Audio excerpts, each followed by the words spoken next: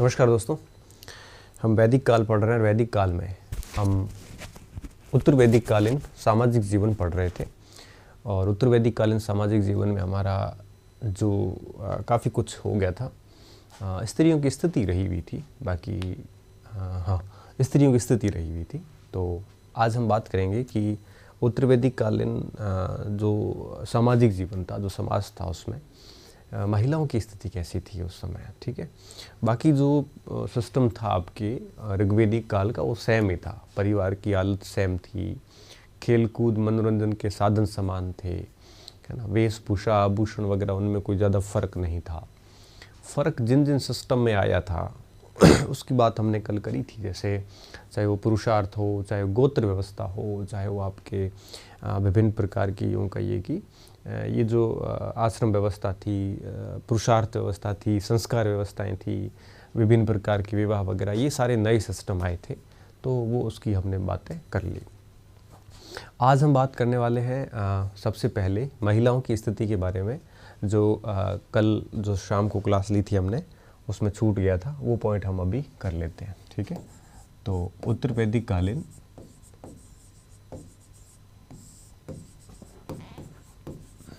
महिलाओं की स्थिति, महिलाओं की स्थिति। ठीक है, महिलाओं की स्थिति कैसी थी। देखिए, ऐसे यूँ कहिए कि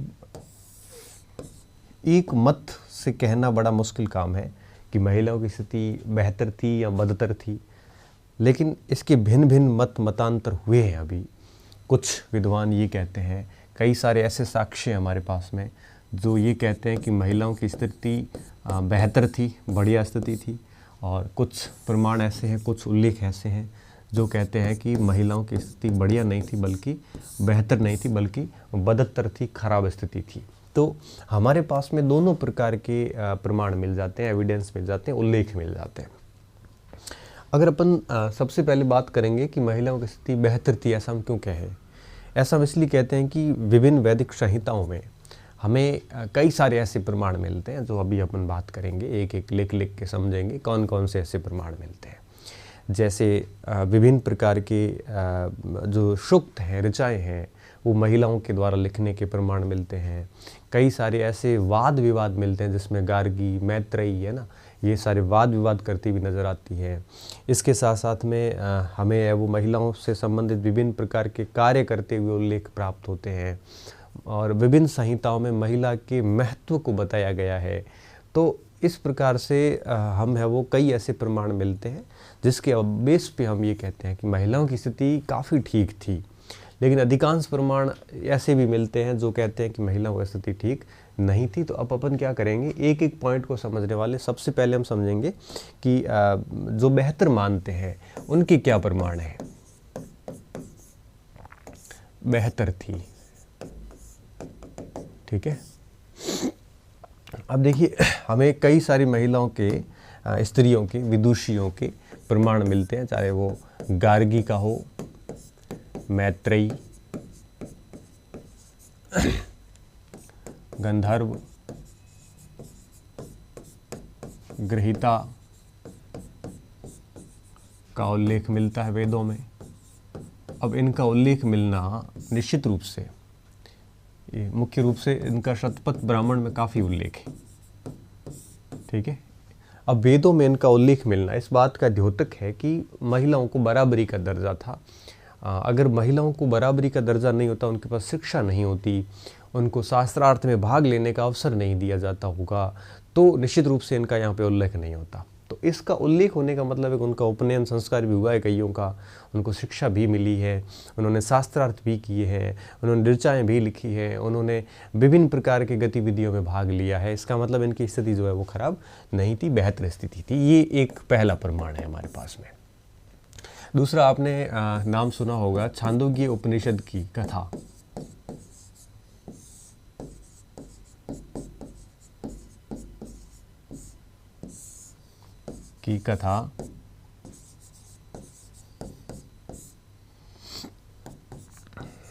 सत्यकेतु,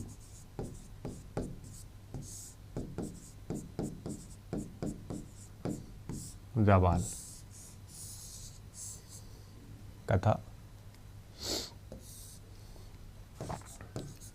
से। अब देखो, इस कथा के पीछे हम दो प्रकार के निष्कर्ष निकालते हैं। कई इसको बदतर स्थिति में बताते हैं, कई इसको बेहतर स्थिति में बताते हैं। कथा ठीक है, पहले ये समझ लीजिए। देखिए, छांदोग्य उपनिषद जो है, इसमें कहानी मिलती है सत्यकेतु और जाबाल की। जाबाल एक दासी थी और विभिन्न घरों में काम करती थी, तो इससे दास प्रथा होने का उल्लेख मिलता है। और यहाँ पे इसकी आलोचना ऐसे की जाती है कि सत्यकामा, सॉरी एक मिनट, सत्यकामा,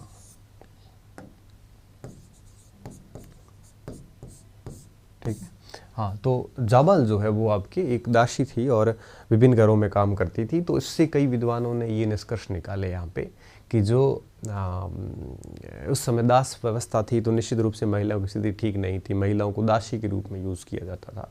एक मत ये है। अब देखो, पॉजिटिव रूप से देखने वाले क्या कहते हैं। सत्यकाम, जाबाल दासी थी और सत्यकाम उसका बेटा था। सत्यकाम इसलिए कहते हैं इसको कि जाबाल ने इसको बचपन से ऐसी शिक्षा दी थी कि ये बच्चा कभी भी झूठ नहीं बोलता था, जो बात सच होती थी वही बताता था। और बड़े एक प्रकार से खूबसूरत तरीके से, बड़े प्यार से उसका लालन पालन पोषण किया था जाबाल ने अपने बेटे सत्यकाम का। और उसके बाद में धीरे धीरे बच्चा बड़ा हो गया, 8-10 साल का हो गया, तब बच्चे ने कहा कि मुझे अब गुरु के पास में जाना है, गुरुकुल आश्रम में जाना है। तब जाबाल कहती, बेटा तू कहाँ जाएगा, अपन नीचे की कास्ट के हैं, हम शूद्र हैं, तो ऐसी स्थिति में तो ये कोई भी गुरु तेरे को स्वीकार नहीं करेगा, क्योंकि गुरुकुल में मोस्टली वो 3 वर्णों के लोग आते हैं, हमारे को तो कौन शामिल करेंगे। तू वहाँ जाए भी गा ना, तो भी तेरे को जाति पूछेंगे तू किस गोत्र का है, तू जवाब क्या देगा। तो इस स्थिति में जाबाल ने काफ़ी सारी बातें बताई। तो फिर सत्यकाम ने कहा, नहीं मैं जाऊँगा तो सही। फिर सत्यकाम जब निकलता तो सत्यकाम ने कहा माँ को, बेटा माँ को कहा कि आप हमारे को जब ये पूछा जाएगा कि आप किस गोत्र के, तो हम क्या बताएंगे। तब जाबाल ने यही कहा कि आप सत्य बता देना, आप कह देना मैं दासी पुत्र हूँ और मेरी माँ कई घरों में काम करती थी, मेरे बाप का नाम मुझे नहीं पता क्या है, तो मुझे ये भी नहीं पता कि मेरा गोत्र क्या है, जो भी है आप सच बता देना। तो कहते हैं सत्यकामा घूमते घूमते गौतम ऋषि के आश्रम में पहुँच जाते हैं। और जब गौतम ऋषि के आश्रम में सत्यकामा पहुँचते हैं, तो उसके बाद में धीरे धीरे वो गौतम ऋषि शिष्यों को शिक्षा दे रहे थे, उस समय ये अंदर घुस जाते हैं। जब घुस जाते हैं तो कई सारे बालक उनको देखते हैं, इनका उपहास करते हैं, लेकिन ये एक धैर्य के साथ में खड़े रहते हैं। फिर गौतम ऋषि ने पूछा कि क्या चाहिए, तो गुरुजी मुझे तो आपसे शिक्षा चाहिए और कुछ नहीं चाहिए। अच्छा, शिक्षा चाहिए, गोत्र क्या है, तो गोत्र के बारे में सब सीधा यही बताया कि मैं एक दासी पुत्र हूँ और मुझे मेरे बाप और मेरे गोत्र के बारे में नहीं पता। और इस सत्य से काफ़ी खुश हुए और गौतम ऋषि ने इनको शिक्षा दी। ये सत्यकाम जाबाल की कथा है और इसमें गौतम ऋषि सत्यकामा की माँ जाबाल जो है इसका सम्मान करते हुए नज़र आ रहे हैं। इनकी प्रशंसा की है गौतम ऋषि ने कि एक माँ ने अपने बेटे को कितना बेहतरीन तरीके से समझाया है। तो इस प्रकार स्त्री की प्रशंसा करना, हमें ऐसा लगता है उस समय कि निश्चित रूप से स्थितियाँ ठीक होगी, इतनी ख़राब नहीं होगी। फिर इसी सत्यकामा ने अपनी माँ जाबाल को समर्पित जाबाल उपनिषद लिखा था। ठीक है, तो ये बात आपको ध्यान होनी चाहिए। अपनी माँ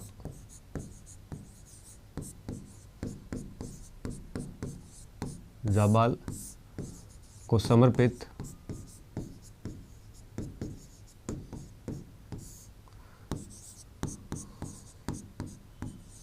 जाबाल उपनिषद, ठीक है। कई बार ये सवाल आता है कि सत्यकाम जाबाल की कहानी कहाँ पे है, तो ये छंदोग्य उपनिषद में है। बस इसको सत्यकामा ने बाद में लिखा है जाबाल उपनिषद, जो जाबाल को समर्पित है। तो जाबाल उपनिषद में सत्यकामा जाबाल की कहानी नहीं है। तो कई बार ऐसे सवाल आता है और हम गलत करके भी आते हैं। तो सत्यकाम जाबाल की जो कथा है उसका संबंध छांदोग्य उपनिषद से है और छांदोग्य उपनिषद में ये कहानी पूरी लिखी हुई है। और उसके बाद की बात है कि जाबाल उपनिषद लिखा गया था। ठीक है, तो छांदोग्य उपनिषद काफ़ी पुराना भी है। तो यहाँ पे एक प्रकार से हमें यूँ कहिए कि मिलता है कि किस तरह से महिलाओं का सम्मान किया जाता था, जिस तरह से गौतम ऋषि ने इनका है वो सम्मान किया था। ठीक है, तो ये कहानी तो ठीक है, आपको समझ में आ गई होगी और कहानियाँ लिखने की ज़रूरत भी नहीं है, बस थोड़ा सा हिंट पकड़ा देना आप, गौतम ऋषि, सत्यकाम, दासीपुत्र, ताकि क्या है ना कि आपको एक प्रकार से इसमें समझने में दिक्कत है वो नहीं होगी। ठीक है, इसके अलावा अगर अपन एक और बेहतर स्थिति का प्रमाण लें तो अथर्ववेद क्या कहता है? अथर्ववेद क्या कहता है? अथर्व कहता है कि पत्नी घर की स्वामिनी होती है और उसके बिना घर जो है वो घर नहीं होता। ठीक है, तो इसमें महिला के इम्पोर्टेंस पर सीधी बात की गई है। पत्नी घर की स्वामिनी होती है। ठीक है, ये अथर्ववेद के अंदर कहा गया है, इसके बिना थोड़ा ध्यान रखना। और एक शतपथ ब्राह्मण में भी उल्लेख मिलता है, इसमें लिखा है कि पत्नी के बिना घर अधूरा है। पत्नी के बिना घर अधूरा है।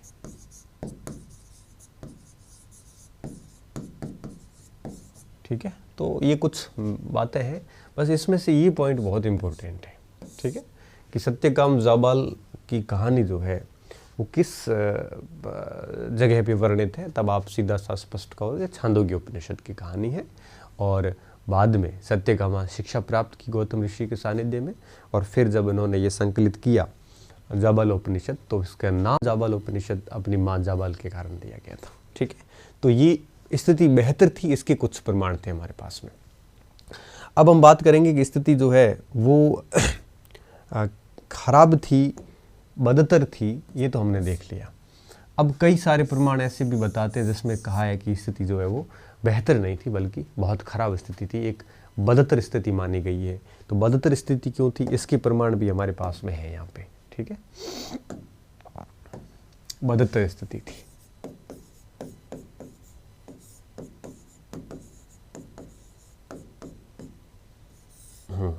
ठीक है, अब देखो बदतर स्थिति के क्या प्रमाण है हमारे पास में।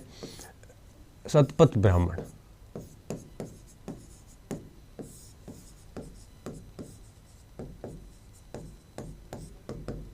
देखो एक चीज़ मैं बता देता हूँ, जैसे हमने शतपथ यहाँ पे भी लिखा है, तो शतपथ ब्राह्मण ऐसा नहीं है कि पूरा ब्राह्मणी महिलाओं के खिलाफ है। इनमें कहीं जगह जो कुछ वाक्यांश लिखे हुए हैं, कुछ वाक्यांश ऐसे हैं जो खिलाफ बताते हैं, कुछ वाक्यांश ऐसे हैं जो पक्ष में बताते हैं। तो इसका मतलब ये नहीं कि पूरा ब्राह्मण ग्रंथ ही उसके खिलाफ है। जहाँ जहाँ कहीं कहानियाँ लिखी हुई है, कहीं दृष्टांत लिखे हुए, कहीं पूरा आख्यान लिखा हुआ है, कोई उस समय कोई ऐसी पंक्ति मिलती जिसमें लगता है कि हाँ सम्मान हो रहा है यहाँ आपके एक प्रकार से। अब जैसे ये कहानी ऐसी है शतपथ ब्राह्मण, जिसमें लिखा है कि एक अच्छी स्त्री वो होती है जो अपने पति को संतुष्ट रख सके, एक अच्छी स्त्री वो होती है जो आपके कभी भी पति को सामने से जवाब न दे, मतलब लड़ाई के हिसाब से। एक अच्छी स्त्री वो होती है जो पति के बाद में खाना खाए, एक अच्छी स्त्री वो होती है जो अपनी मर्यादाओं में रहे। तो इसमें क्या है कि एक गुरु है वो अपने शिष्य को पूरी बात बता रहे थे, उसमें जब स्त्री की बात आई तो जब शिष्य ने प्रश्न किया है तब गुरु ने उसके जवाब दिए। तो शतपथ ब्राह्मण में गुरु के उन जवाबों को फिर किताबों ने ऐसे लिखा है कि शतपथ ब्राह्मण कहता है कि अच्छी स्त्री वो है जो पलट कर जवाब ना दे या खाना बाद में खाए। ऐसा नहीं है, ये उपनिषद का मतलब यही था कि जो शिष्य थे वो गुरु के पास में बैठ के अपनी जिज्ञासाओं को शांत करते थे, और ऐसे में कई सारे प्रसंग गुरु सुनाते थे, और जब गुरु प्रसंग सुनाते थे तो शिष्य उस प्रसंग से कई सारी शिक्षा लेता था, और वो प्रसंग लिखे हुए उस उपनिषदों के अंदर।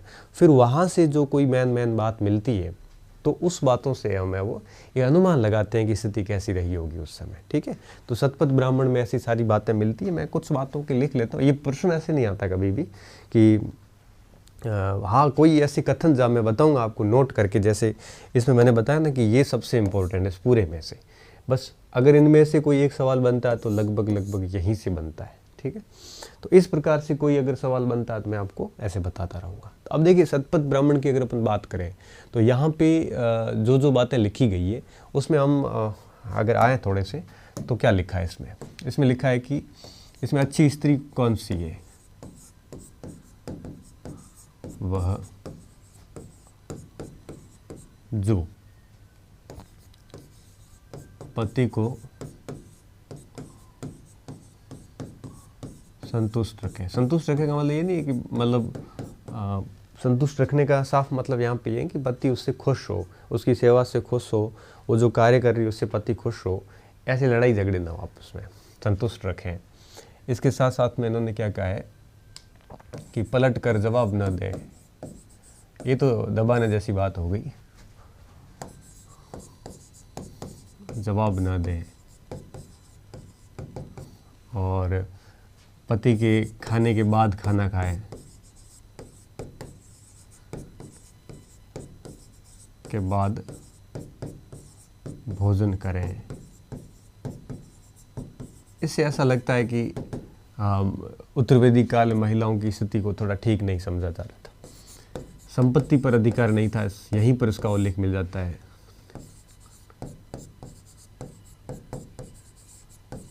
अधिकार नहीं रहा, और उपनयन संस्कार का भी अधिकार नहीं था।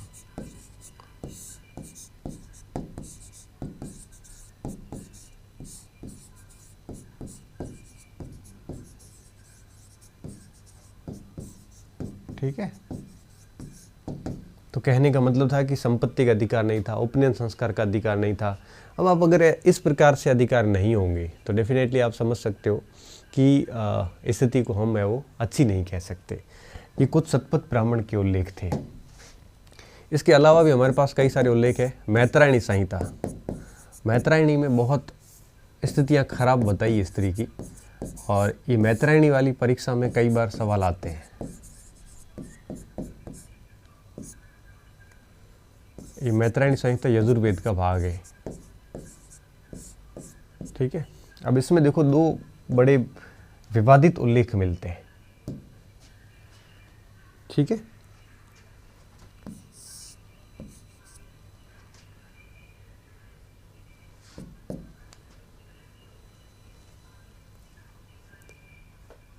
देखिए इसमें जो सबसे पहला उल्लेख है वो ये है कि इसमें लिखा है कि सभा में केवल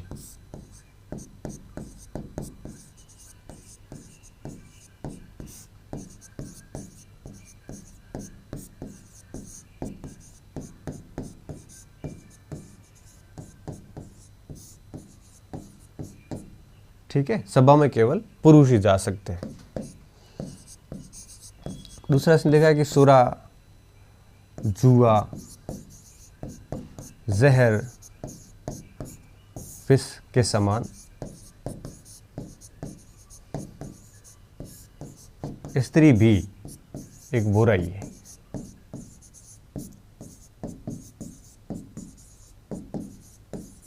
ये कई बार सवाल पूछा जाता है कि किस शास्त्र में स्त्री को है वो सुरा जुआ के समक्ष एक बुराई माना है।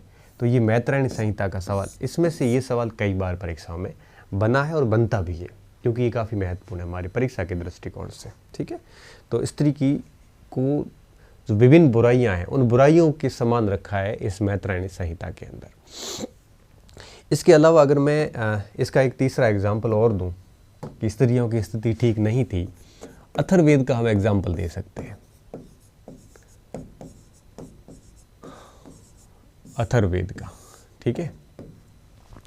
अब अथर्ववेद के अंदर पुत्री के जन्म पर खिन्नता व्यक्त की है कि पुत्री का जन्म इन्होंने अशुभ माना है। पुत्री के जन्म पर खिन्नता। दूसरा इन्होंने कहा कि भ्रूण में अगर पुत्री पल रही हो तो अथर्ववेद में कुछ ऐसे मंत्र दिए हैं कि उस पुत्री के भ्रूण को पुत्र के भ्रूण के रूप में कन्वर्ट किया जा सकता है ऐसे। ठीक है, पुत्री के भ्रूण को पुत्र में बदलने के मंत्र, बदलने के मंत्र दिए किसमें? अथर्ववेद के अंदर। इसके अलावा अथर्ववेद में एक स्त्री के 4 पति बताए।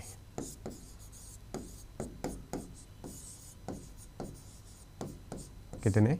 4 पति बताए। इन्होंने कहा कि स्त्री के जो है वो वास्तव में कितने पति होते हैं? 4 पति होते हैं। कैसे? सबसे पहले इन्होंने बताया सोम। इन्होंने कहा कि सोम को पति स्वरूप मानकर एक स्त्री जो स्टार्टिंग में विभिन्न प्रकार की शालीनता संस्कार सीखती है।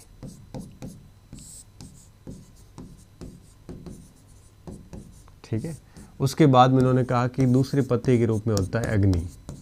अब इस समय अग्नि जो है वो आपके एक स्त्री अपने अग्नि को अपना पति मानकर यूँ कहिए कि अपने में चारित्रिक विशेषताएं या चारित्रिक विकास करती है।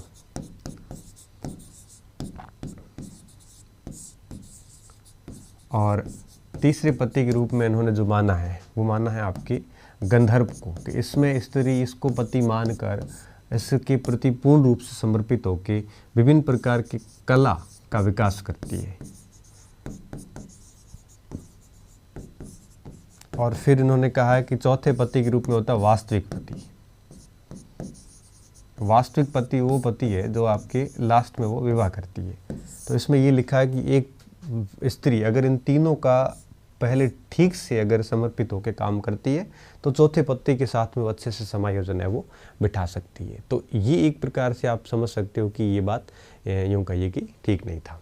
इसके अलावा इन्होंने एक और जगह भी लिखा है कि अविवाहिता जो है, अविवाहिता सभी समस्याओं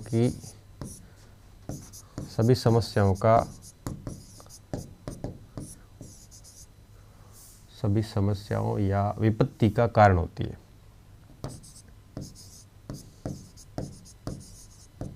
विपत्ति का कारण, ठीक है। अविवाहित सभी विपत्ति का कारण होती है, ऐसा अथर्ववेद के अंदर लिखा हुआ। ये इससे ऐसा लगता है कि महिलाओं की स्थिति उस समय ज़्यादा ठीक नहीं रही होगी। ठीक है। कुछ और भी प्रमाण है हमारे पास में कि स्थिति ठीक नहीं है। चौथा प्रमाण, ठीक है, ऐत्रेय ब्राह्मण में। ऐत्रेय ब्राह्मण के अंदर भी कई सारी बुराइयां की गई है। देखो, पुत्री को सभी दुखों का कारण बताया है। पुत्री सभी दुखों का कारण, ये स्टेटमेंट बहुत इंपॉर्टेंट है, ध्यान रखना। सभी दुखों का कारण, ठीक है, ये स्टेटमेंट बहुत इंपॉर्टेंट था। और इसका तो इतना इम्पोर्टेंट नहीं है, ये मैत्रायणी संहिता का बहुत महत्वपूर्ण है। ठीक है। और ऐत्रेय ब्राह्मण का जो लिखा है कि पुत्री सभी दुखों का कारण है, पुत्री का जन्म अपशकुन है।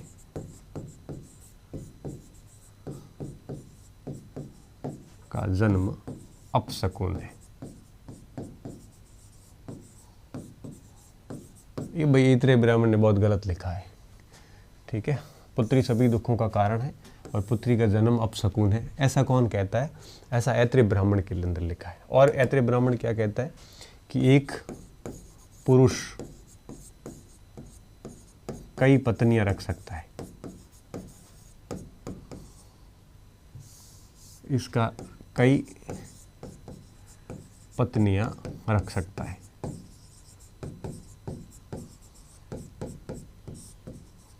कई पत्नियां रख सकता है मगर स्त्री एक ही पति, ये तो बहुत गलत बात है। दोनों के लिए नियम सेम होने चाहिए। ठीक है। इसमें कई उदाहरण है, जैसे याज्ञवल्क्य खुद ही एक बड़ा एग्जाम्पल थे। याज्ञवल्क्य की दो पत्नियां थी, मैत्रेयी व कात्यायनी। याज्ञवल्क्य की थी। मनु की 10 पत्नियां थी। हरिश्चंद्र की, राजा हरिश्चंद्र, इनकी 100 पत्नियां थी। तो कई सारी पत्नियां थी इनके। तो ऐसे एक पुरुष कई पत्नियां रख सकता था मगर स्त्री जो है वो एक ही पति रख सकती थी, ऐसा ऐत्रेय ब्राह्मण ने लिखा है। और 5वां बिंदु, बृहदारण्यक उपनिषद।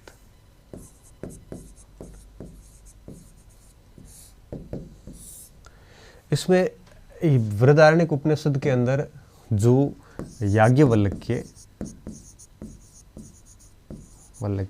व जो गार्गी का संवाद हुआ है, में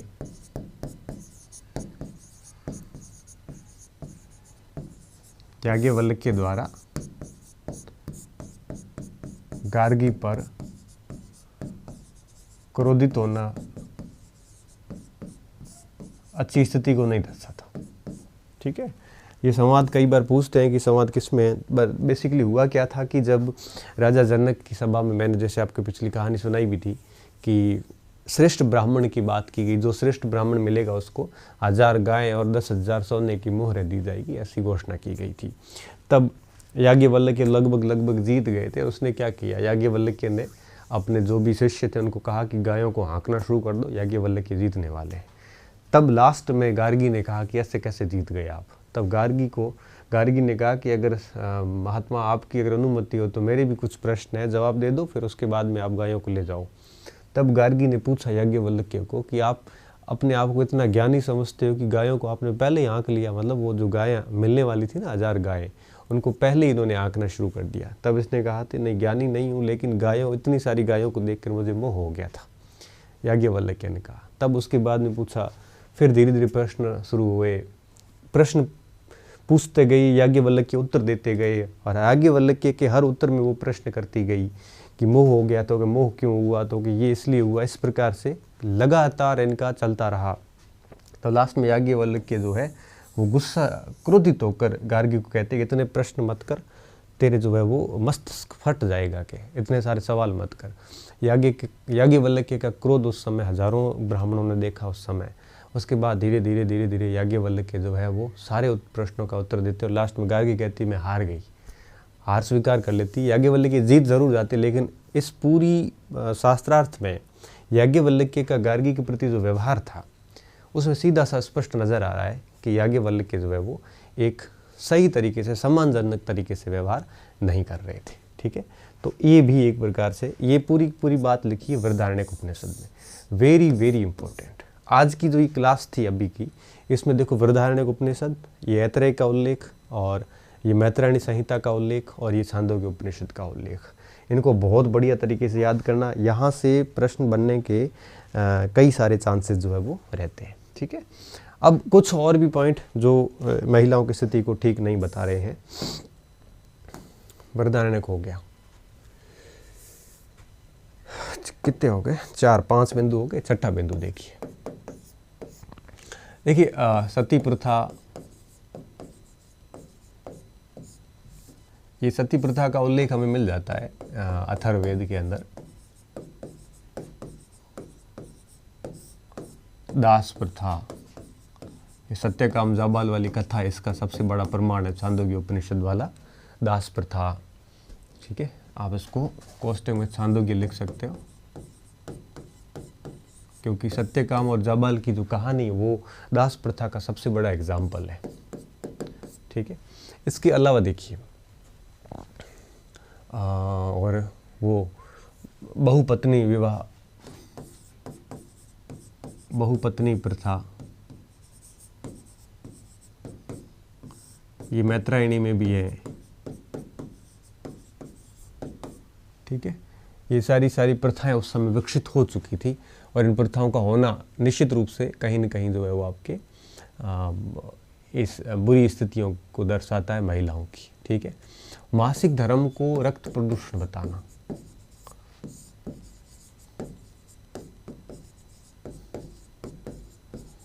और रक्त प्रदूषण बताकर इस अवधि में जो 5-7 दिन की जो अवधि होती महिलाओं के मासिक धर्म की, इस अवधि में महिलाओं से दूर रहा जाता था, न खाना बनाने दिया जाता था, न इनको किसी स्थान पे आने जाने दिया जाता था। ऐसा कह के कि मासिक धर्म जो है वो एक प्रकार से रक्त प्रदूषण है एक प्रकार से। तो ये स्थितियाँ जो है कहीं न कहीं महिलाओं की यूँ कहिए कि बुरी स्थिति का द्योतक है, ये अच्छी स्थिति का द्योतक नहीं है। ठीक है, ये हमारा था ऋग्वेदिक कालीन सामाजिक जीवन, और इस सामाजिक जीवन के बाद उत्तरवेदिक कालीन अब हम पढ़ेंगे इनके आर्थिक जीवन के बारे में। ठीक है, आर्थिक जीवन।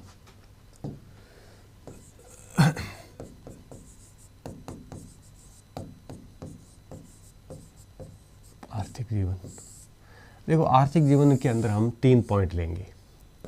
कृषि लेंगे, वो पशुपालन, ठीक है। इसके बाद में हम लेंगे इनके उद्योग, शिल्प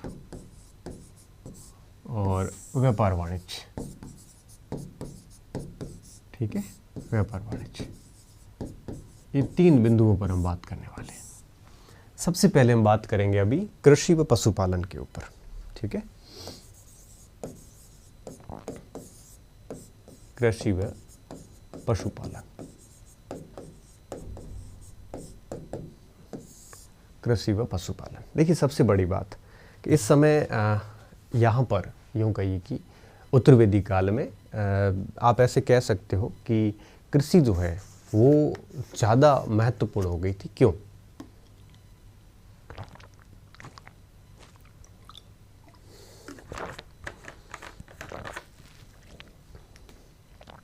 कृषि ज़्यादा महत्वपूर्ण हो गई थी क्योंकि लोहे का एक प्रकार से खोज हो गई थी और लोहे से विभिन्न प्रकार के कृषिगत उपकरण बने, और जब विभिन्न प्रकार के कृषिगत उपकरण बने तो पेड़ों को काट के कृषि भूमि बनाने में भी मदद मिली, और साथ में विभिन्न प्रकार के उन उपकरणों से खेती करना भी आसान हो गया, मजबूत हल हो गए वगैरह वगैरह, इन सारी चीज़ों से तो कृषि का महत्व जो है इस समय ज़्यादा बढ़ गया। ठीक है, तो सबसे पहला पॉइंट हमें क्या ध्यान रखना है कि उत्तर वैदिक काल में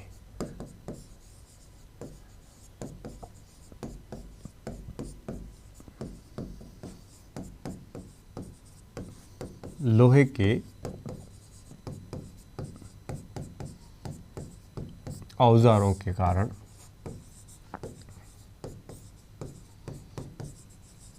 कृषि महत्वपूर्ण हो गया। देखिए, जब हमने ऋग्वेदिक काल पढ़ा था तब हमने कहा था कि उस समय पशुपालन महत्वपूर्ण था, क्योंकि कृषि की विभिन्न प्रकार की विधियों से ऋग्वेदिक आर्य परिचित नहीं थे। और इस समय जब उत्तर वैदिक काल आया तो इस समय आपके कृषिगत कई सारे उपकरण बन गए, कई सारी विधियां हो गई, और उसकी बदौलत हम आज ये कह सकते हैं कि उत्तर वैदिक काल में पशुपालन की तुलना में कृषि सबसे ज़्यादा महत्वपूर्ण था। तो अगर प्रश्न ये आए कि उत्तर वैदिक काल में मानव का सबसे प्रमुख व्यवसाय कौन सा था, तो आप सीधे शब्दों में कहोगे कि कृषि था। क्यों था? क्योंकि उस समय लोहे का एक प्रकार से के औजार बने, और लोहे के जब औजार बने तो कृषि भूमि बढ़ गई, कृषिगत भूमि बढ़ी। क्यों बढ़ी? क्योंकि इन्होंने लोहे की कुल्हाड़ियों से वृक्ष काट के और उस क्षेत्र पर खेती करना शुरू किया। इससे पहले क्या, जब लोहा नहीं था तो वो वृक्ष नहीं काटे जा सकते थे। ठीक है, कृषिगत भूमि में विस्तार हुआ। और क्या हुआ, इसके साथ साथ में आपके ऐसे कह सकते हो कि लोहे के हल बने, और लोहे के हल ने क्या किया, लोहे के हल ने आपके जो कठोर जमीन थी उसको भी जोतना शुरू किया, कठोर भूमि भी जोती जाने लगी। क्योंकि आप सभी को अच्छे से पता है कि जो गंगा का मैदान है, मैदानी क्षेत्रों में ज़मीन हमेशा कठोर होती है, और इस क्षेत्रों में कठोर ज़मीन को जोतने के लिए हल भी बहुत मजबूत चाहिए होते हैं। हालांकि यहाँ पे लकड़ी के हल भी मिले हैं हमें, और तांबे के हल भी मिले हैं, लेकिन जो सबसे महत्वपूर्ण हल मिले हैं वो मिले लोहे के। तो इन दोनों कारणों से यहाँ पे क्या हुआ है, आपके कृषि महत्वपूर्ण हो गई सबसे। ठीक है, और इसके निम्न प्रमाण हमें प्राप्त होते हैं।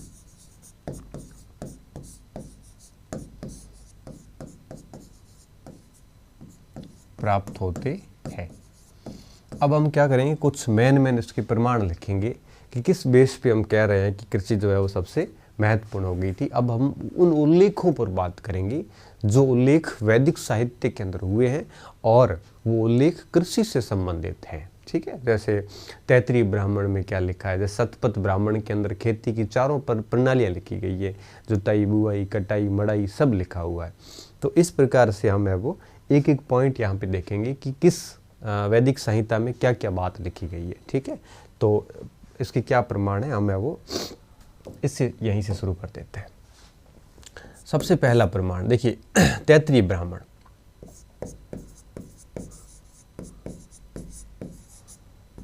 तैतरीय ब्राह्मण, देखिए तैतरीय ब्राह्मण जो है वो ये कहता है कि अन्न ही ब्रह्म है। पहली बार एक ऐसा ब्राह्मण था जो अन्न को ब्रह्म मान रहा था कि अन्न ही भगवान है यहाँ पे। तो ये प्रश्न कई बार आता है कि अन्न ही ब्रह्म है, ऐसी पंक्ति जो है वो किस उपनिषद में लिखी हुई है या ब्राह्मण किस साहित्य में लिखी गई है? तो तैत्तिरीय ब्राह्मण में लिखी गई है, ठीक है। और इसके अलावा भी कई सारे ऐसे पॉइंट आते हैं जिसका उल्लेख ब्राह्मण साहित्य में, उपनिषद साहित्य वगैरह में हुआ है, ठीक है। तो इसमें हम क्या याद रखना है हमें कि इसमें क्या लिखा है? अन्न ही ब्रह्म है, अन्न ही ब्रह्म है, ऐसा यहाँ पे लिखा गया है। इसके अंदर हल को सिर कहा है,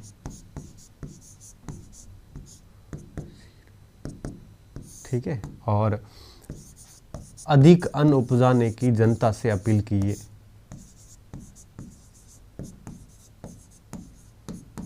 उपजाने की अपील, ठीक है। तो आप समझ सकते हो कि इस समय अन्न का कितना महत्व बढ़ गया था। तो अन्न का ये सारा का सारा जो महत्व बढ़ा, डेफिनेटली ये कहीं न कहीं आप ऐसे समझ सकते हो कि ये आपके एक प्रकार से कृषि के महत्व को दर्शा रहा है।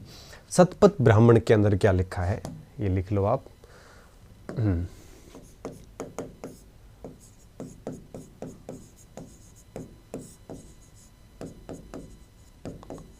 ब्राह्मण में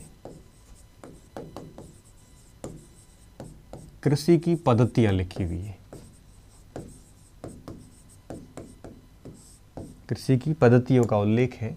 देखिए, कृषि की पद्धतियां का मतलब है कि खेती करने के जो तौर तरीके हैं उनका उल्लेख किया गया। जैसे सबसे पहला शब्द आता है कृषंत। कृषंत का मतलब था एक प्रकार से जुताई करना, ठीक है। अब कृषंत हो गया, कृषंत के बाद में आता था वर्षंत। वर्षंत का मतलब था एक प्रकार से आपके वर्षा के समय बुवाई करना, ठीक है। कृषंत हो गया, वृषंत हो गया, फिर था आपके लुनंत का मतलब था कटाई करना और वापस मेड़ बना देना, या यूं कहिए कि मड़ाई करना, मृणंत, मड़ाई करना। तो ये कृषि की चारों की चारों पद्धतियां कहाँ लिखी हुई है? शतपथ ब्राह्मण में। तो आप समझ सकते हो कि जुताई, बुआई, कटाई, मड़ाई सब चीज़ों से ये लोग हैं वो परिचित थे। और इसमें ये भी लिखा है कि राजा, ये जो कहानी लिखी राजा जनक के संदर्भ में लिखी है, ठीक है। राजा जनक द्वारा कृषि के संदर्भ में की जाती थी, उसके संदर्भ में ये कहानी लिखी हुई है।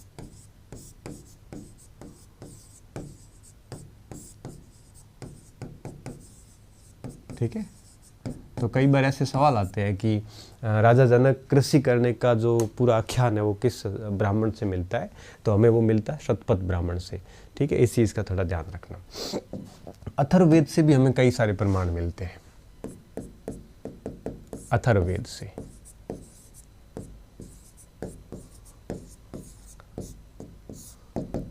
अथर्ववेद में एक स्थान पे क्या लिखा है कि जो पहली बार कृषि है, ये पृथुमेनु नामक शासक ने पहली बार खेती करना और हल जोतना है वो मानव को सिखाया था, ठीक है। तो पृथुमेनु ने प्रथम बार हल जोतना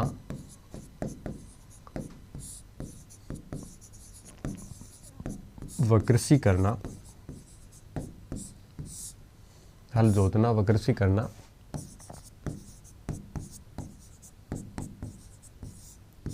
पृथुमेनु ने सिखाया था।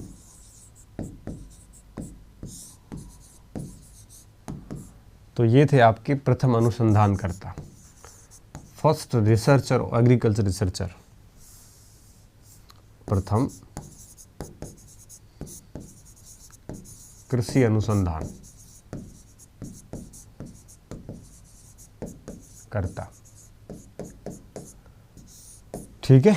इसके साथ साथ अथर्ववेद में एक स्थान पर आपके कुओं और नहरों का उल्लेख भी हमें प्राप्त होता है, ठीक है। तो यहाँ पे हमें वर्णाकूप,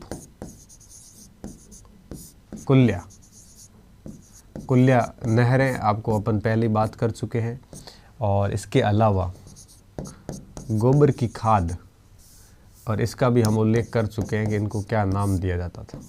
ठीक है, मैं वापस नहीं बता रहा, का उल्लेख मिलता है। ठीक है, ये भी थोड़ा सा आप ध्यान रख लेना। किसका? कुओं का, नहरों का, गोबर की खाद का, इन सारों का उल्लेख है वो मिलता है। इसके अलावा अथर्ववेद में जो टिड्डियों के अटैक होते हैं, अभी बीच में राजस्थान में हुए थे, आप सभी को अच्छे से पता है, तो टिड्डियों से बचाव व अकाल से राहत, अकाल से राहत के अनुष्ठानिक मंत्र बताए हैं कि अगर आपको यज्ञ करना है अकाल से राहत और टिड्डियों से बचाव के लिए, तो अथर्ववेद के अंदर कई सारे ऐसे मंत्र दिए गए हैं, और जिनके सहारे व्यक्ति जो है वो ये क्रिया सारी कर सकता था, ऐसा यहाँ पे लिखा है अथर्ववेद में। ठीक है, उसके बाद में देखिए और क्या क्या प्रमाण हमें मिलते हैं यहाँ पे कृषि के। कितने? 3 पॉइंट हो गए, हाँ 3 हो गए। चौथा पॉइंट देखिए, यजुर्वेद। अच्छा, यजुर्वेद के अब हम लिखते हैं कि विभिन्न फसलों के प्रमाण, विभिन्न फसलों के प्रमाण।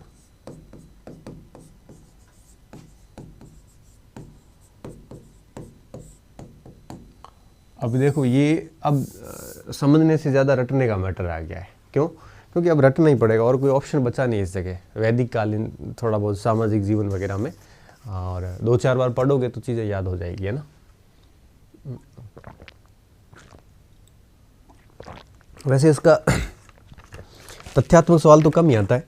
हाँ, इसका सवाल इस टाइप से ज़रूर आता है, 4-5 कथन एक साथ देख के सवाल पूछ लेते हैं तो दिक्कत नहीं होती वैसे, लेकिन तथ्यात्मक आता तो समस्या होती है। तथ्यात्मक आता है तो फिर कोई न कोई महावाक्य आता है कि ये वाक्य किस उपनिषद में लिखा हुआ है या कहाँ पे लिखा हुआ है। ठीक है, तो इस समय हमें कई सारी फसलों के प्रमाण मिलते हैं। अब देखो, अगर फसलों के प्रमाण की मैं बात करूं तो हमें यहाँ पे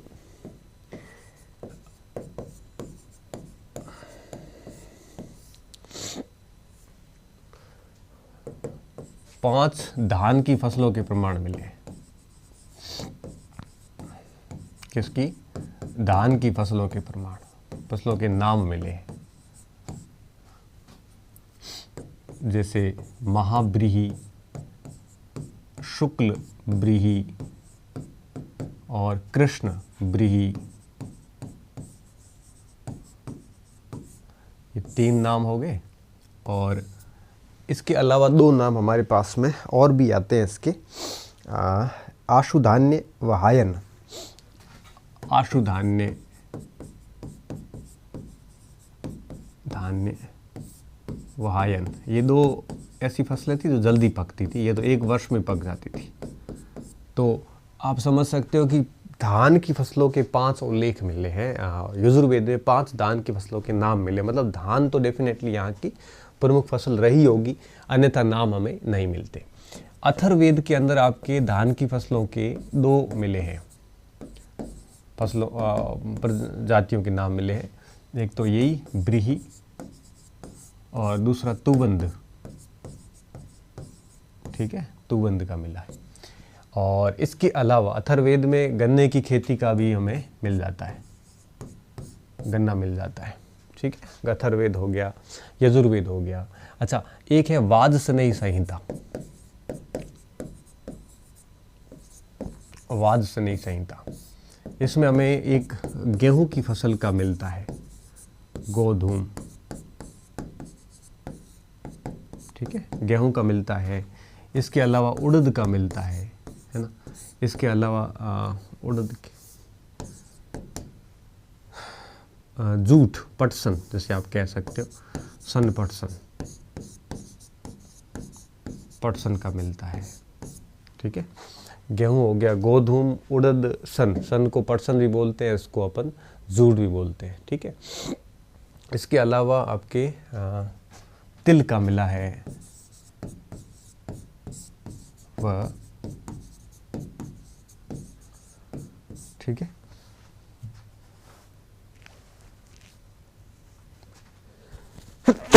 सॉरी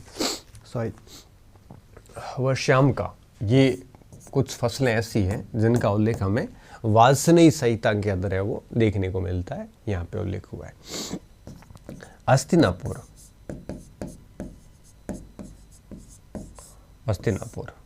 ठीक है, जो कि प्रोटो सिटी कहलाती है।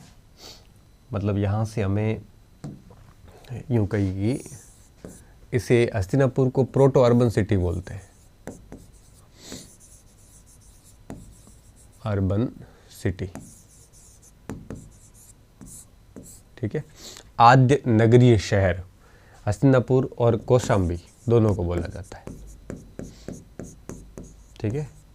न तो नगर थे पूर्ण रूप से, न पूर्ण रूप से गांवों के क्षेत्र थे, इसलिए इनको प्रोटो अर्बन साइट्स बोला जाता है। दो ही नगर है। हस्तिनापुर से हमें 3 फसलों के प्रमाण मिलते हैं, ठीक है। 3 फसलों के, एक तो देखो धान लगभग आपके हर जगह मिली है। हस्तिनापुर से 2 ही मिलते हैं, एक धान की भूसी मिलती है और दूसरी गन्ने की खेती का प्रमाण मिलता है हस्तिनापुर। इसके अलावा अंतरजी खेड़ा,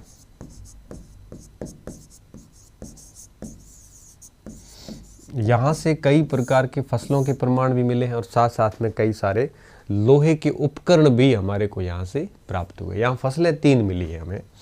देखो जौ तो था मेन, गन्ना और धान, ये 3 फसलें कहाँ से मिली है? अंतरजी खेड़ा से मिली है। नहीं, जौ, गन्ना नहीं, गेहूं है, सॉरी, एक मिनट, चावल और गेहूं, ये 3 फसलें मिली है यहाँ से। और यहाँ से कई सारे हमें लोहे के उपकरण प्राप्त हुए हैं जो खेती से संबंधित है। चाहे कुदाल हो, चाहे कुठार हो, चाहे हंसिया हो, है ना,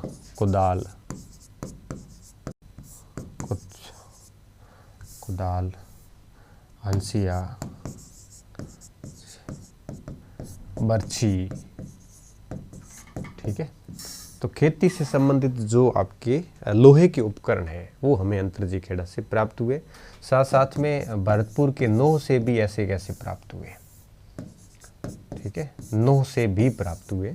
अंतरजी खेड़ा से कई बार पूछा जाता है निम्नलिखित में से कौन सी फसल का समुच्चय अंतरजी खेड़ा से प्राप्त हुआ है, तो आपके पास में सीधा सा ऑप्शन है कि ये कहाँ से प्राप्त हुआ, जो कौन सी फसलें प्राप्त हुई है, जो हुआ है, चावल हुआ और आपके गेहूं इस समय जो है आपके मुख्य रूप से प्राप्त हुआ है, ठीक है। ये विभिन्न फसलों के प्रमाण है। और कुछ अब 2-3 चीज़ें नोट करके भी डाल सकते हो कि ऐत्रेय ब्राह्मण में भूमि अनुदान के प्रमाण मिलते हैं, ऐत्रेय में भूमि अनुदान, ठीक है, के प्रमाण भी है और विरोध भी किया गया है। तो भूमि अनुदान की व्याख्याएं ऐत्रेय ब्राह्मण में मिलती है। हल उस समय लकड़ी के भी बनाए जाते थे, तांबे के भी थे और लोहे के भी थे, ठीक है। लोहे के हलों की अगर मैं बात करूं तो कई सारे संहिताएं, जैसे काठक संहिता थी, है ना, इसके अलावा आपके तैत्रीय है, मैत्रायणी है, इन सभी में ऐसे बैलों का उल्लेख किया गया है जो आपके ऐसे हलों का उल्लेख किया गया है जो आपके करीबन 6, 12, 24 इस प्रकार के बैल जो है हल को जोत पाते थे। तो ऐसे हलों का उपयोग किया है, उल्लेख हुआ है कि इतने बड़े हल थे जिनको है वो 6 बैल, 12 बैल, 24 बैल लग के उस हल को जोतते थे। निश्चित रूप से ऐसे हल है वो लोहे के ही होंगे। तो ऐसे उल्लेख हमें यहाँ पे प्राप्त होते हैं, ठीक है। तो ये सारी बातें होगी कृषि के अंदर। और अब हम बात करेंगे कृषि में, कृषि की होगी। जहाँ तक पशुपालन की बात है तो पशुपालन उस समय आपकी नोट करके आप डाल सकते हो साइड में। ये कहाँ रह गया?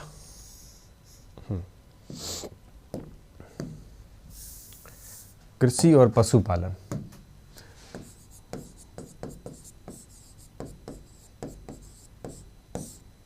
देखो इस समय पशुपालन भी किया जाता था, इस समय पशुपालन भी प्रधान था। पशुपालन भी होता था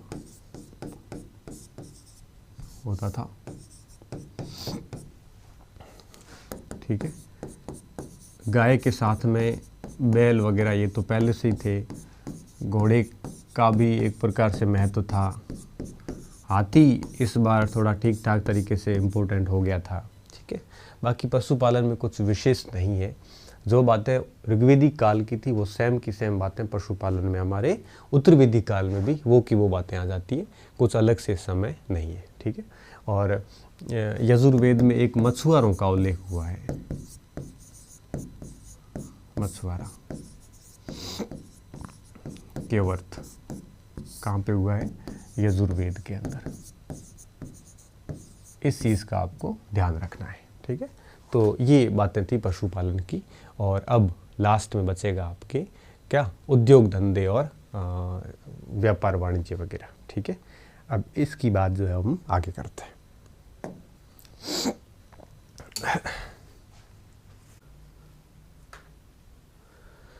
तो हम बात करते हैं उद्योग धंधों की। और उद्योग धंधों की अगर अपन बात करें तो शिल्प उद्योग उस समय काफ़ी, यूँ कहिए कि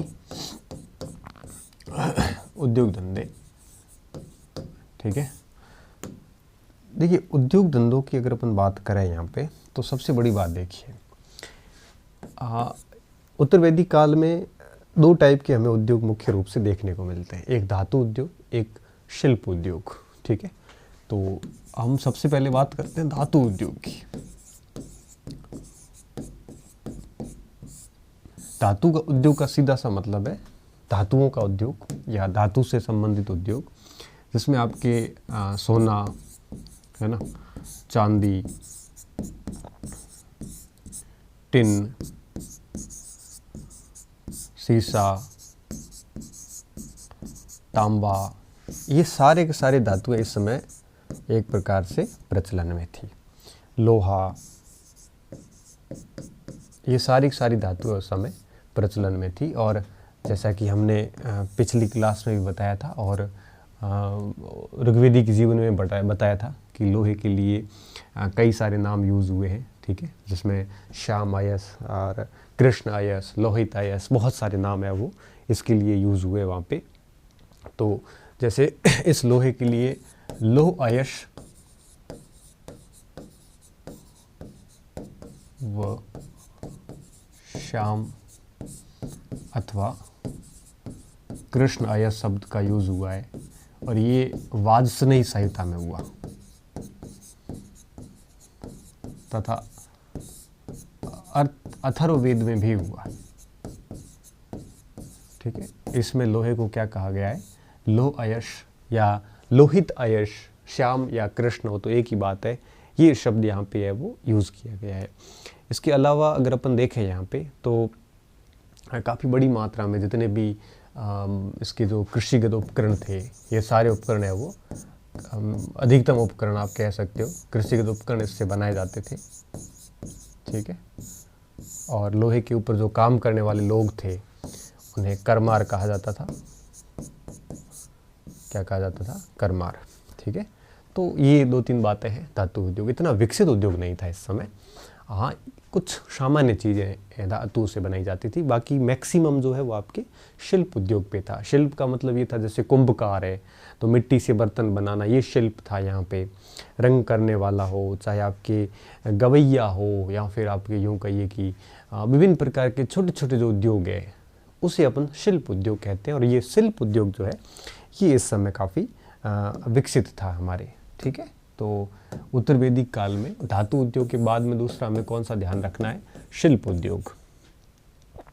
शिल्प उद्योग। ठीक है, शिल्प उद्योग। अगर अपन शिल्प उद्योगों की बात करें तो हमें जो तैत्तिरीय ब्राह्मण है, तैत्तिरीय व वाजसनेयी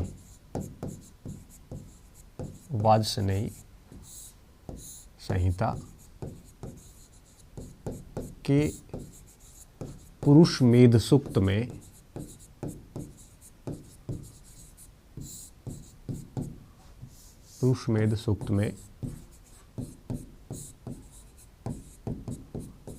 18 प्रकार के शिल्प का उल्लेख है।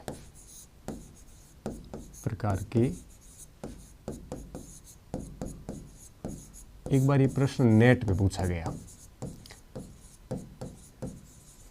ठीक है, तो इसका थोड़ा ध्यान रखना कि किस में उल्लेख है और कितने शिल्पों का उल्लेख है वो किया गया है। तो ये तो होगी बात। अब अगर अपन बात करें कौन कौन से शिल्प हैं, तो सारे 18 याद रखने की ज़रूरत नहीं है, क्योंकि मैक्सिमम ऐसे, जैसे अश्व शिल्प तो हाथियों घोड़ों वाला, हस्ती शिल्प मतलब हाथियों का, तो कुछ ऐसे हैं जो आपको सीधा नाम से पता चल जाता है, ठीक है।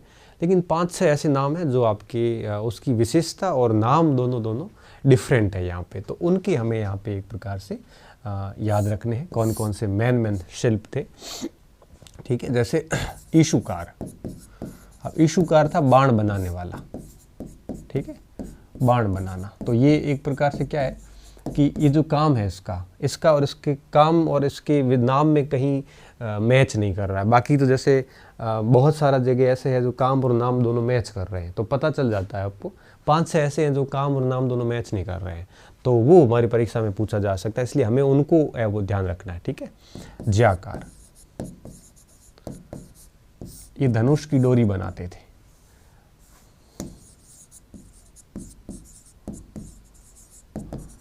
इसका नाम और काम लगभग एक ही है, क्योंकि ज्या का मतलब यही होता है, जैसे अपन साइन थीटा इंग्लिश में बोलते हैं, तो ज्या का मतलब यही होता है कि ज्यामिति की बेस पे काम करने वाला।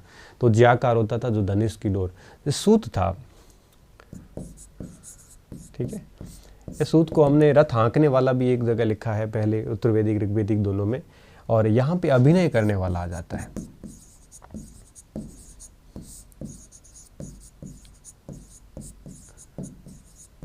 ठीक है, करने वाला। इसके अलावा अगर अपन देखें और तो रज्जुकर, ये होते थे रस्सी बनाने वाले,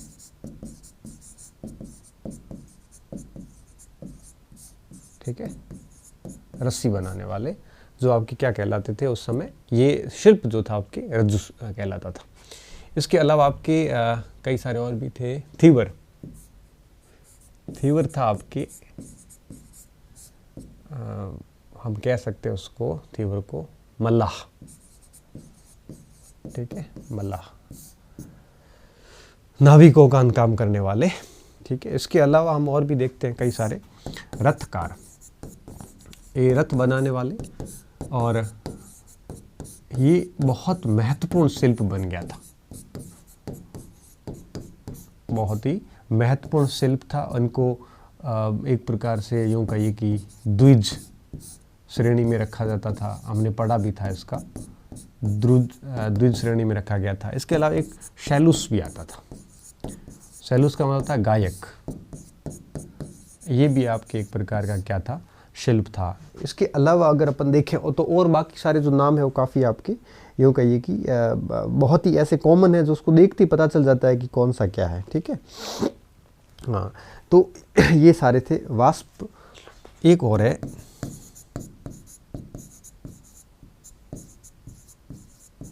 वास्प लपूली, ये धोबी के लिए यूज़ हुआ था, ठीक है। तो ये सारे के सारे कुछ ऐसे शिल्प हैं जिनका कार्य और उनका नाम मैच नहीं करता, ऐसे परीक्षा में कई बार सम्मिलित करों में आ जाते हैं। बाकी तो जितने भी शिल्प है ना, उनकी कोई लिस्ट याद रखने की ज़रूरत नहीं है, क्योंकि वो नाम और उनका कार्य एक जैसा है, तो हमें बिल्कुल भी दिक्कत है वो यहाँ पे नहीं होती, ठीक है। ये मेन हमारे क्या थे, शिल्प उद्योग थे, इन चीज़ों का ध्यान रखना है। इसके अलावा अगर अपन देखें तो शिल्प उद्योगों के लिए कई श्रेणियों का भी उल्लेख हुआ है।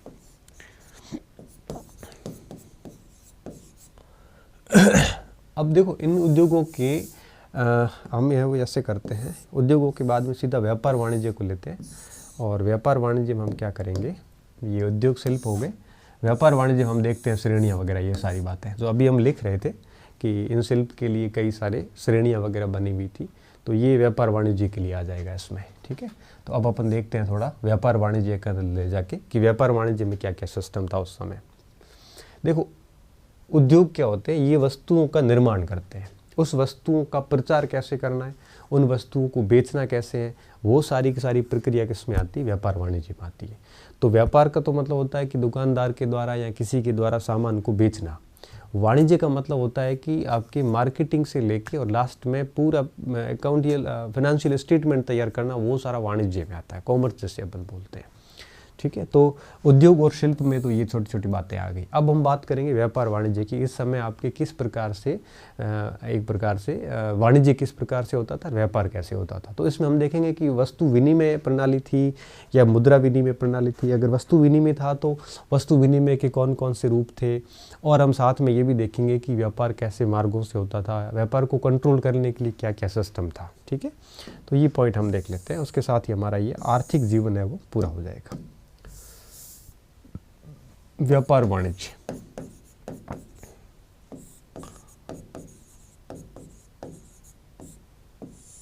ठीक है। अब व्यापार वाणिज्य में सबसे पहला बिंदु कि नियंत्रण कैसे होता था व्यापार के ऊपर। ठीक है, तो देखिए नियंत्रण की अगर अपन बात करें तो श्रेणी शब्द का उल्लेख ऐतरेय ब्राह्मण में मिलता है।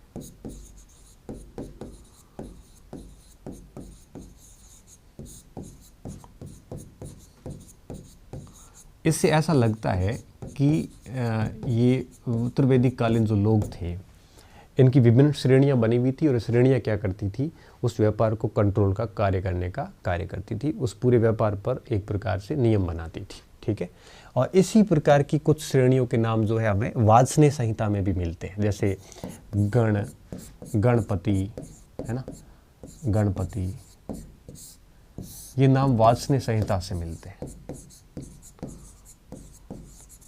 तो इससे ऐसा लगता है कि ये व्यापारिक संघ थे। ठीक है, व्यापारिक संघ थे जो आपकी इन विभिन्न प्रकार के शिल्प के व्यापार वाणिज्य को क्या करने का कार्य करते थे, ये कंट्रोल करने का कार्य करते थे, ऐसा हम मान सकते हैं। इसके साथ साथ हम ये भी देखते हैं कि इस समय तैत्तिरीय ब्राह्मण के अंदर, तैत्तिरीय ब्राह्मण में हमें उधारी का भी वर्णन मिलता है। कहा जाता है कि कुशिद, कुशिद का मतलब होता था आपके उधार, कुशिद दिया जाता था।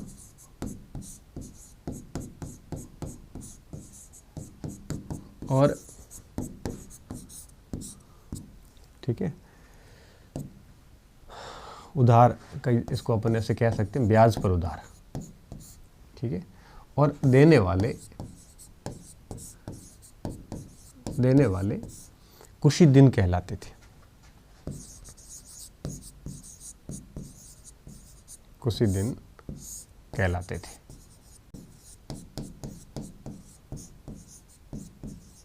ठीक है, तो ये एक प्रकार से आप कह सकते हो ये व्यापार वाणिज्य सिस्टम था। और साथ साथ में हम अगर देखें यहाँ पे तो इस समय जल व स्थल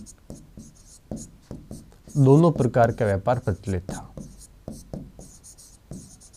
ठीक है, दोनों प्रकार का व्यापार प्रचलित था।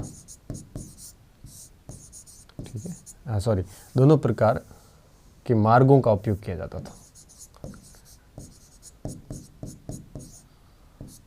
मार्गों का उपयोग होता था। ठीक है, और थल मार्ग पर बैलगाड़ी का उपयोग होता था मुख्य रूप से।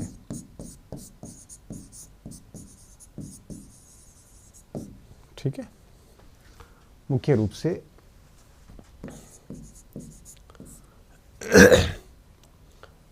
बैलगाड़ी का उपयोग होता था। बैलगाड़ी का उपयोग होता था।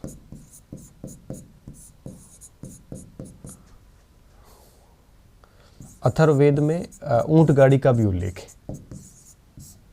अथर्ववेद में ऊंट गाड़ी का भी उल्लेख है।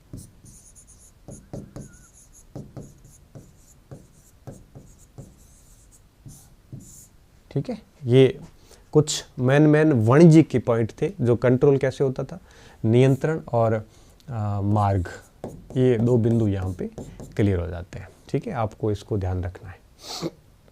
अच्छा, ये कुशी दिन की जो व्याख्या है ये शतपथ ब्राह्मण में हुई है। यहाँ पे स्पष्ट लिखा है महाजन प्रणाली के बारे में।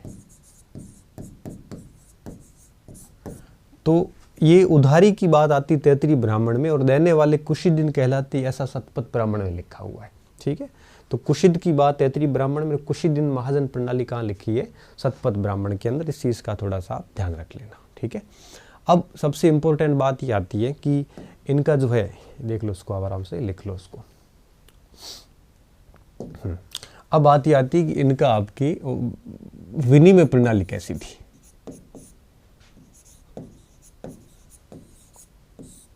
विनिमय प्रणाली, विनिमय प्रणाली का मतलब होता है कि जब भी कोई वस्तु है, जैसे आज की अपन बात करें तो मार्केट में जाते हैं तो मुद्रा दे की वस्तु खरीदते हैं, तो हम कहते हैं मुद्रा विनिमय है यहाँ पे। ठीक है, ऋग्वेदिक काल में हमने देखा था बार्टर सिस्टम, वस्तु विनिमय प्रणाली, वस्तु दे के वस्तु लेना। इस समय क्या था सिस्टम? इस समय भी वस्तु विनिमय प्रणाली ही था। मुद्राएं तो थी लेकिन मुद्रा की वैल्यू तय नहीं हुई थी, और जब तक मुद्रा की वैल्यू तय नहीं होगी तब तक आप उसका विनिमय के रूप में उपयोग नहीं कर सकते। ठीक है, तो यहाँ पे इस समय क्या सिस्टम था? इस समय आपकी वस्तु विनिमय प्रणाली थी।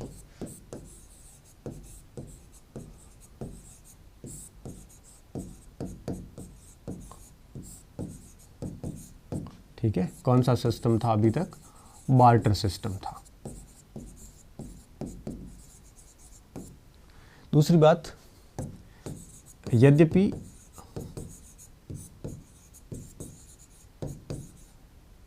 मुद्राओं का प्रचलन तो था, प्रचलन था, परंतु इनका मूल्य निर्धारित नहीं था। मूल्य निर्धारित नहीं था, और जब मुद्रा का मूल्य नहीं होता है तो मुद्रा विनिमय प्रणाली अस्तित्व में आ ही नहीं सकती, क्योंकि मुद्रा विनिमय प्रणाली तभी आ पाएगी जब मुद्रा की वैल्यू होगी। जैसे हम कोई सिक्का ले जाते हैं ना, तो उसकी वैल्यू तय कर रखी 10 रुपये या 5 रुपये जो भी है, तभी हम उससे एक प्रकार से वस्तुएं खरीद सकते हैं। अगर उसकी विनिमय प्रणाली तय नहीं की हुई हो तो पॉसिबल ही नहीं है यहाँ पे। ठीक है, नहीं थी, तो ये बात होगी। अब बात आती है कि तो फिर किससे विनिमय होता था? तो विनिमय के यहाँ पे हमें कई सारे साधन मिलते हैं, हम एक एक के बारे में बात करते हैं। ठीक है, अब देखिए, हम सबसे पहला पॉइंट है वो लाते हैं कि विनिमय के साधन के रूप में, देखो सबसे बड़ी बात कि हम अगर देखें विनिमय के साधन के रूप में, तो मैं लिख लेता हूँ यहाँ पे, विनिमय के साधन। साधन, ठीक है। अब देखिए, विनिमय के साधनों की अगर अपन बात करें तो एक तो थी उस समय भी गाय, ये विनिमय का एक महत्वपूर्ण साधन बनी हुई थी। दूसरा था आपके निष्क, ये इस समय तक स्वर्ण सिक्का बन चुका था, सिक्का भी था, आभूषण भी था ये, और इसका जो भार था वो 320 रत्ती था। ठीक है, ये तीन बातें आपको निष्क में याद रखनी है। एक आता है आपके निष्क के साथ में शतमान। शतमान आता है चांदी का, उस समय ये किसका था सिक्का? चांदी का सिक्का था। ठीक है, और इसका भार भी 320 रत्ती था। ठीक है, गाय हो गया, निष्क, शतमान। इसके अलावा आपकी रत्ती खुद। ठीक है, रत्ती को साहित्य में तुलाबाज भी कहते थे, कृष्णल भी कहा जाता था। ठीक है, और एक रत्ती बराबर 1.6 ग्रेन, ग्राम नहीं 1.6 ग्रेन। ठीक है, तो रत्ती को साहित्य में क्या कहा जाता था? तुल्लाबाज कहा जाता था, और इसका भार आपको पता चल गया होगा, इसको अपन कृष्णल भी बोलते हैं। और यह आपके एक प्रकार से जो बाट वगैरह होते हैं, ये सिक्के वगैरह, तो इनकी इकाई थी, सिक्कों की भार मापने की इकाई।